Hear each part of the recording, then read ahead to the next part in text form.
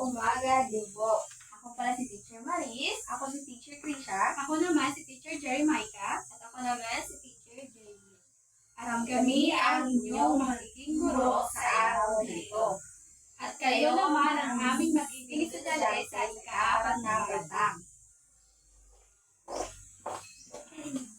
So bago tayo dumako sa ating formal na talakayan, hinihiling ko na tumayo tayong lahat at tayo ay manalangin. So mga bata, iyo po ang ating ulo, ipikit ang ating mata at tayo ay manalangin. Susundan niyo po ako, okay? So, Panginoon, maraming salamat po sa araw na ito. Maraming salamat po sa araw na ito. Gabayan niyo po sana kami at patnubayan Gabayan mo po sa kami at pagmarayan sa mga gagawin namin sa araw na ito. sa mga gagawin namin sa araw na ito. Kaya nawa po ang mangunat at gumabay sa amin. Kaya nawa po ang mauna at sumabay sa In Jesus' name we pray. Amen. So, kumari na po kayo mapupo. So, muli magandang araw mga bata. magandang araw din po. So, sino pa ang lumiban sa araw na ito? Mayroon ba? Wala po. Mabuti kung ganon. So, kahapon nagbigay ako sa inyo ng mga aralin na inyong gagawin sa inyong tahanan. So, pakipasa na po dito sa unahan.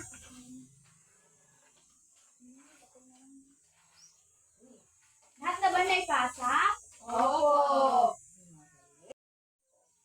So ngayon naman, makinig kayo sa akin sapagkat bibigasin ko ang mga tuntunin na dapat nating sundin ngayong ay sa buong durasyon ng ating pag-aaral.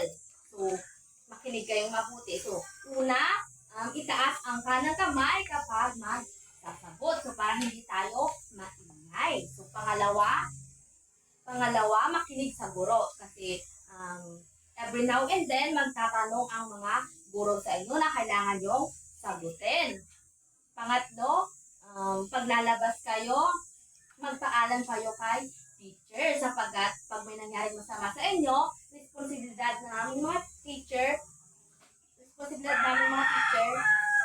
kayo. So, panghuli, kailangan irespeto nyo ang bawat isa. Kailangan may respeto tayo sa bawat isa. So, naunawaan ba mga bata? Opo. Okay. Tinatawagan ko sila Teacher Jerry Maika, Teacher Krisha, at Teacher Jerlyn para samahan tayo sa ating energizer. So, tayo ay kakanta. At ang kantang ito ay may pinamagatang tulog at galaw ng mga hayop. So, handa na ba kayo mga bata? Opo. Okay, tumayo tayong lahat at umpisa na natin ang ating pagkanta.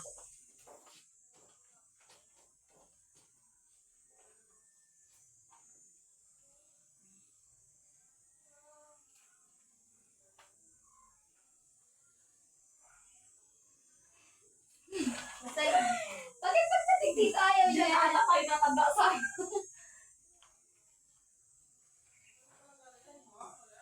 Kabila ka din yun, di ba dun sa may araw?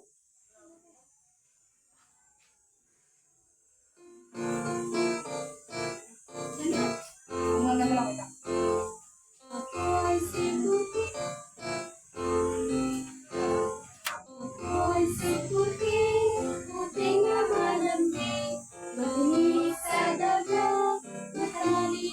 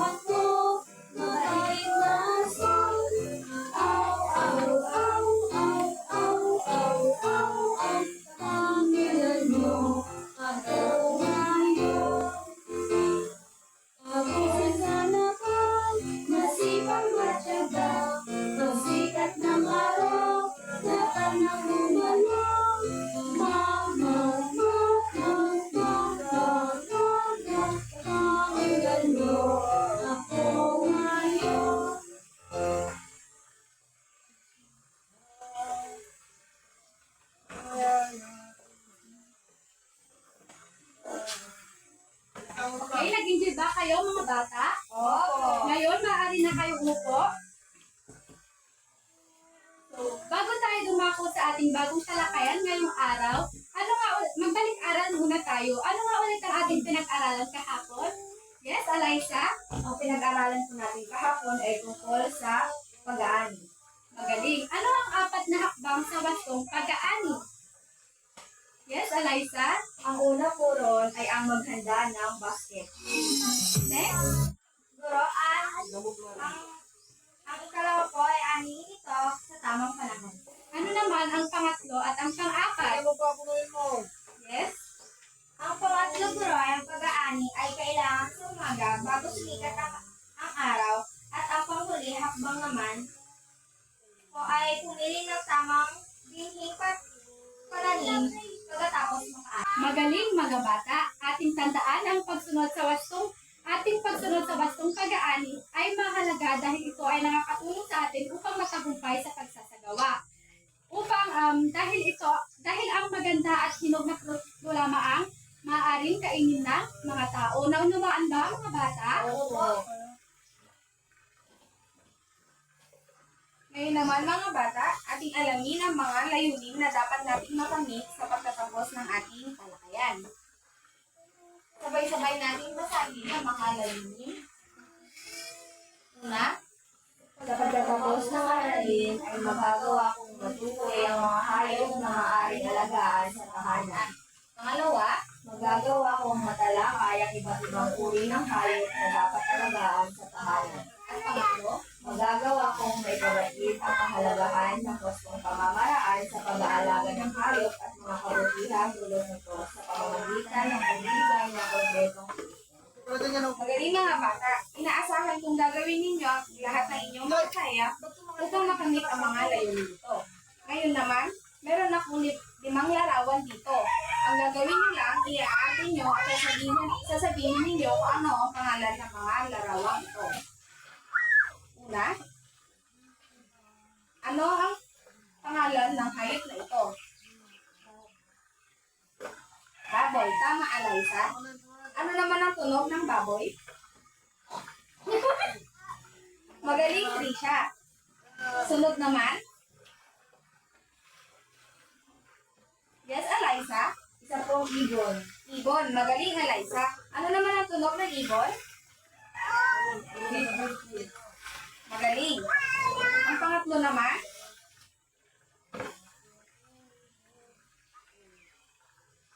Yes, Eliza. Yan po ay isang kalabaw. Magaling. Ano naman ang tunog ng kalabaw? Yes, Trisha. Very good, Trisha. Ano naman ang sunod na larawan? Yes, Yan po Eliza. ay isang itik o bato. Magaling, Eliza. Ano naman ang tunog ng itik o pato? Kwak, kwak, kwak. Magaling. At ang panghuli, yes, Trisha. Kambing. Ano naman ang tunog ng kambing? Magaling. Mukhang nauunawaan ninyo ang ating aralin ngayong araw na ito. Ngayon naman mga bata, may papanood ako sa inyo kwento at pinamagatan ng mga alagang hayop ni mga pintor.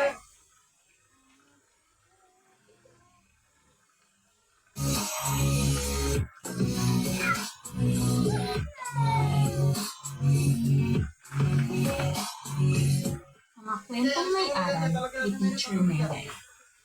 Ang mga alagang hayop ni Mang Edgar. Isinulat at ikinuwento ni Binibining Silver Mailcor. Simple lang ang pamumuhay ni Mang Edgar.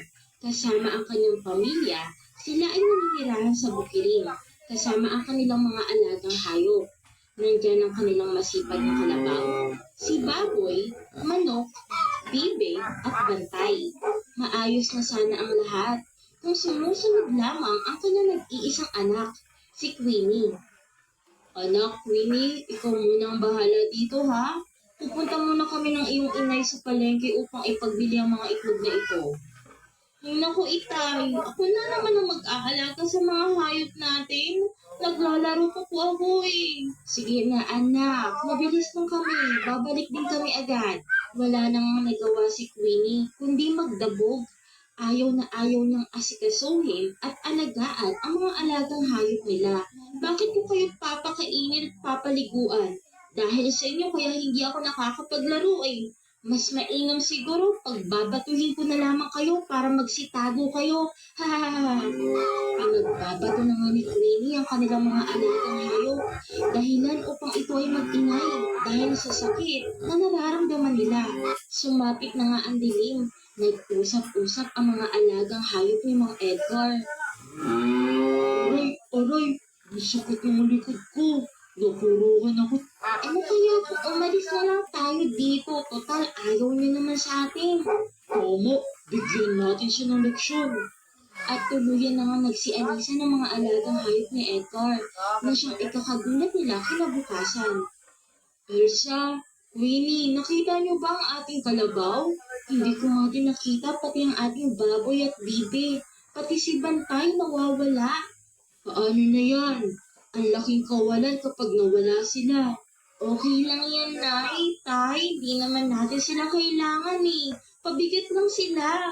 Winnie, nagkakamali ka. Sila ang pinagkukuhaan natin ng hanapbuhay.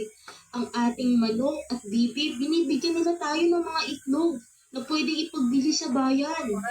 Ang baboy naman ay maganda at sariwa ang karne. Si Lakas naman, ang ating kalabaw, palaging tumutulong sa akin sa bukid. Kahit si Bantay na aasahan ko para magbantay sa ating tahanan. Ngayon, sabihin mo, paano na ang gagawin natin ngayong wala na sila?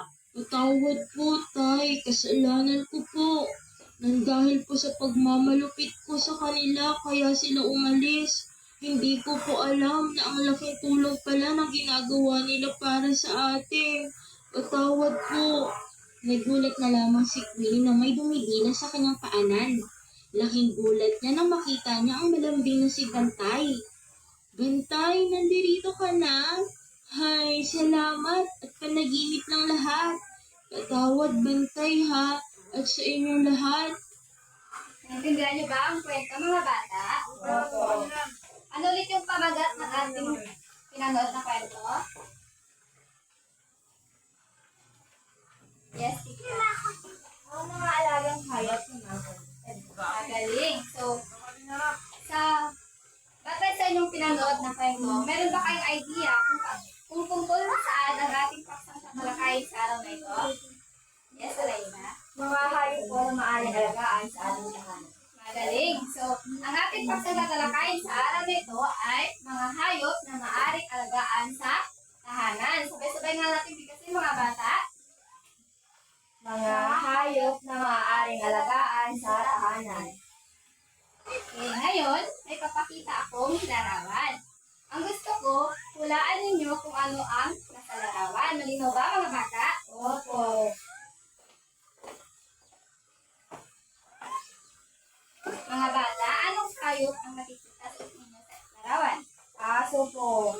So, tama. Sino-sino dito ang may alagang aso sa tahanan? Yan. Trisha, anong pangalan ng aso niyo sa inyong tahanan? Maxine po. Yan. Ano sa tingin niyo ang ginagampanan ng aso sa ating tahanan? Yes, Alaysa? Siya po ang nagsisilbing bantay at nagpapasaya sa pamilya. Tama.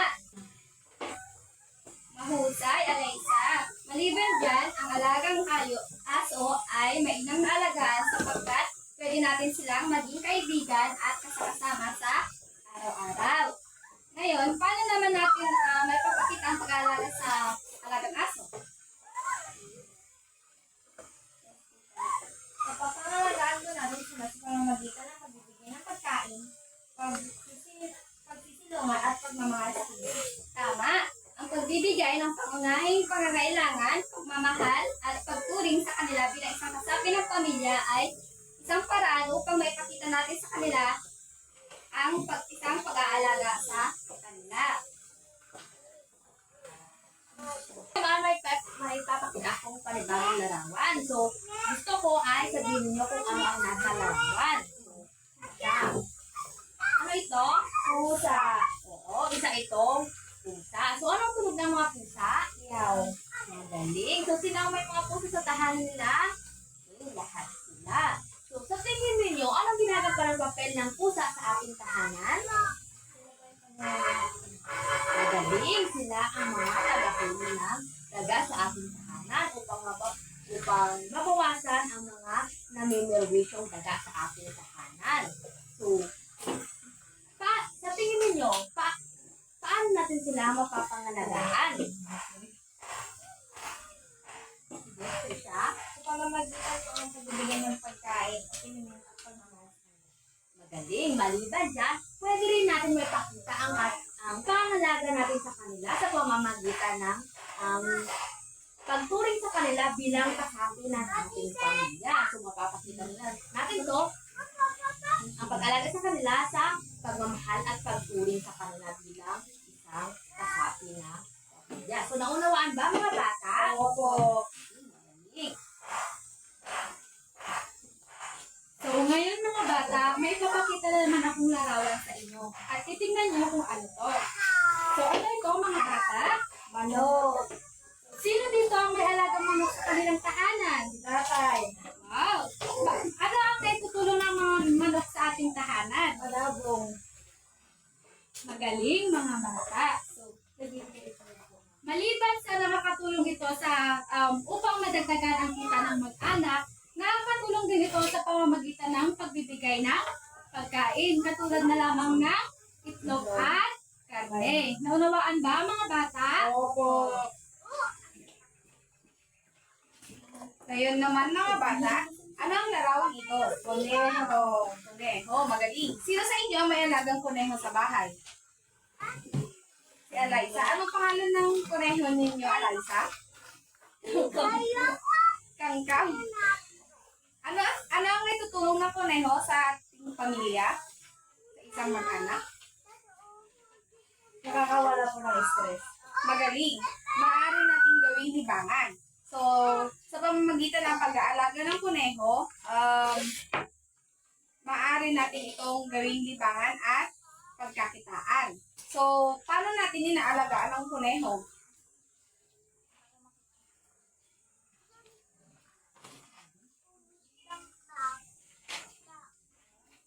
Sa pamamagitan po ng pagmamahal at pagpapakain po sa kanila ng tama.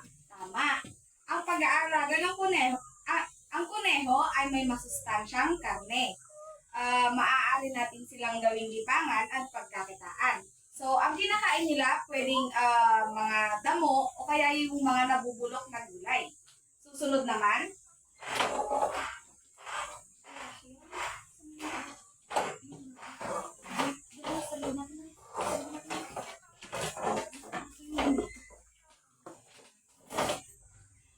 ano naman ang nasa larawan? Baboy.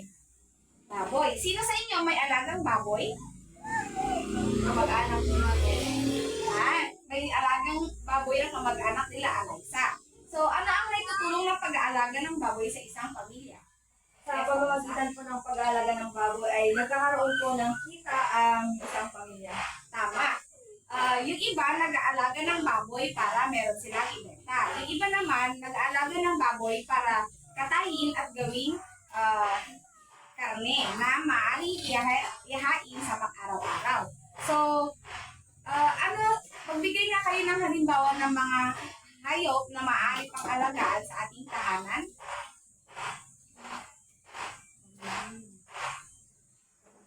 Yes, Eliza? Ano po, kambing po. Tama, kambing. Yes, Trisha? Kalabaw po. Tama. So, ang kambing at kalabaw ay iba pang halimbawa ng mga hayop na maaari natin alagaan sa ating tahanan. Nauunawaan ba mga bata? Opo. Ang pag-aalaga ng hayop ay mahalaga sapagkat malaki ang naitutulong nito sa ating pamilya at sa ating lipunan. May mga katanungan pa ba kayo? Wala po. Mahusay. Ngayon naman, kung talagang naunawaan mo ang ating aralin, bibigyan ko kayo ng aktibidad. So, hahatiin ko kayo sa dalawang grupo. So, ang bawat grupo ay bibigyan ng magkaibang gawain. So, at pagkatapos nun ay, pagkatapos ninyong magawa ang aktibidad, pipili kayo ng isang member ninyo na magprepresenta ng gawa ninyo sa harapan. So, ito ang unang grupo at ito ang pangalawang grupo. So, narito ang gawa Gawain ng unang grupo. So, panuto, hanapin at bilugan ang mga hayop na maaari natin alagaan sa loob na at labas ng ating tahanan. At para naman sa pangalawang grupo, tukuyin ang mga hayop na maaaring alagaan sa tahanan.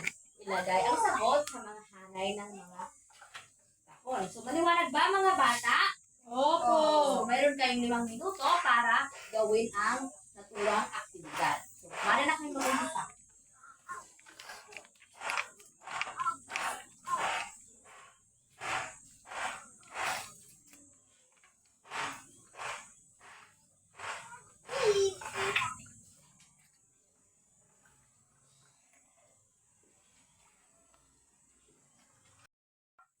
Tapos na ba mga bata? Opo. Maaari na kayo buko at tatawagin ko mamaya ang magpipresenta ng kanilang gawa. So, Eliza, pwede mo bang basahin ang inyong gawang aktibidad? Ginawang aktibidad? Ang una po ay baka, pangalawa naman po pusa, pangatlo baboy, sumunod aso, at ang panghuli po ay ibon. Magaling. So, bigyan natin ng 3 palakpak si Eliza. 1, 2, 3, go! 1, 2, 3. Husay, Eliza. Ang grupo ni Eliza. Ngayon naman, tinatawagin si Brenda upang basahin ang inyong gawa. So, ibasa natin siya. Ang una po ay kalabaw, pangalawa, kaneho, pangatlo, manok, pang-apat, kambing, at pang-lima po ay aso.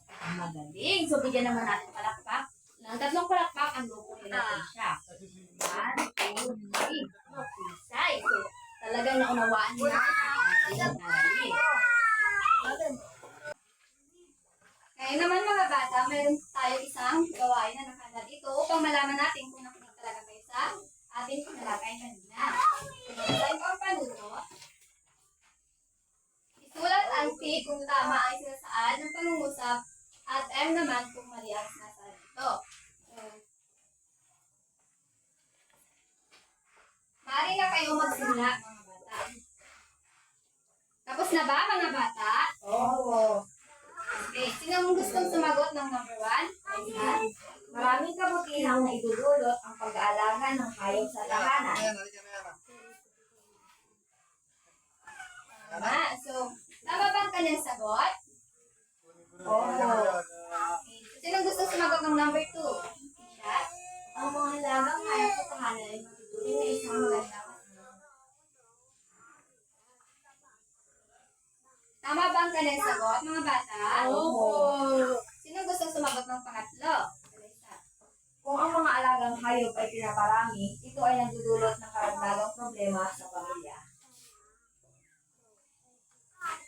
Tama. So, sino gustong sumagot ng pang-apat? Teresa. Ang pag-aalaga ng hayop ay nakakasama sa kalusugan dahil ito ay nagdudulot ng stress. Yan. Yan ay mali. Sino gustong sumagot ng pang-lima? Teresa. Magandang kasanayan sa bata na magkaroon ng responsibilidad sa pag-aalaga ng hayop. Tama. Tama ba ang kanyang sagot? Okay. Pang-anim, sino gustong sumagot? Siya. Ang pag-aalaga ng hayop ay nakakatulong ng tanggal. Okay, ito ay tama. Sino naman ang gustong sumagot ng ito? Mainam alagaan ang mga kuneho dahil hindi ito kaagad ginagawa ng sakit. Sino naman ang gustong sumagot sa pang-ito? Teresa. Mainam alagaan ang mga kuneho dahil hindi ito kaagad ginagawa. Tama. Tama ba ang kanyang sagot, mga bata? Opo. Magaling. So, pang-walo, sino gustong sumagot? Siya. Ang mga halagang hayop kagaya ng aso at pusa ay hindi maaaring maging kalaro ng mga bata.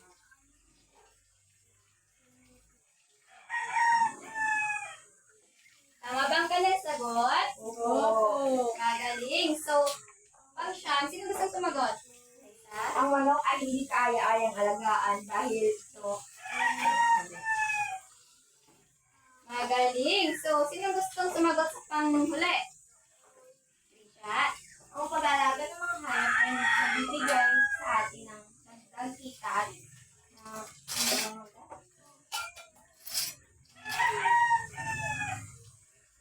Tama ba ang kanyang sagot, mga bata?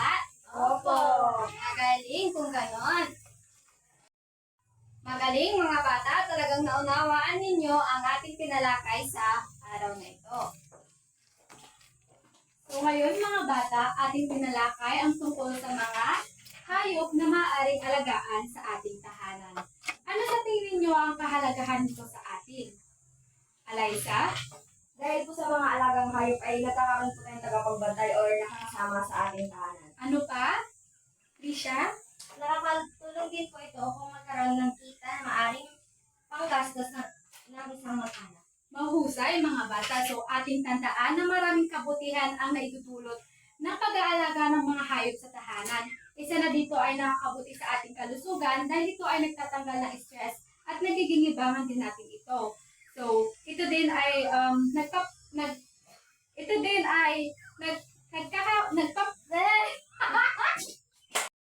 magaling mga bata. So ating tandaan na maraming kabutihan ang naidudulot ng pag-aalaga ng mga hayop sa ating tahanan. Isa na dito ay ito ay nakakabuti sa ating kalusugan at nagtatanggal ito ng stress sa atin. Ito rin ay nagsisilbing libangan natin. Ito din ay napagkakakitaan din natin at kung minsan ay nagiging parte na din ng ating pamilya. Naunawaan ba mga bata? Oo.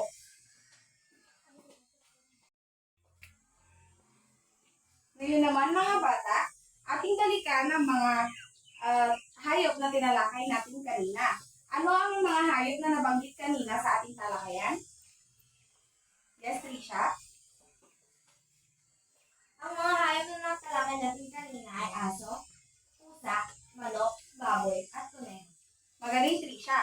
Paano naman natin yung naalagaan ang mga hayop na ito? Yes, pamamagitan po ng pagmamahal, pag-aalaga, at pagpapakain sa kanila. Mahusay mga bata. Magbigay naman kayo ng mga hayop na maaari pang alagaan sa tahanan na hindi nabanggit sa ating talakayan. Trisha? Kambing po. Kambing. Mahusay. Ano pa? Alaysa? Baboy po. Magaling mga bata. Naunawaan na ba ninyo ang ating tinalakay? Oo. May tanong pa ba kayo? Wala na po. Magaling. So, kung talagang naunawaan na ang ating aral sa araw na ito, narito ang isang pagsusubit. So, babasahin ko ang panuto. Panuto, ihanay ang mga hayop na nasa loob ng kakon kung ito ay maaaring alagaan sa inyong tahanan o hindi. Ito po siya ilagay. So, mayroon kayong 5 minuto para gawin ang inyong pagsusubit.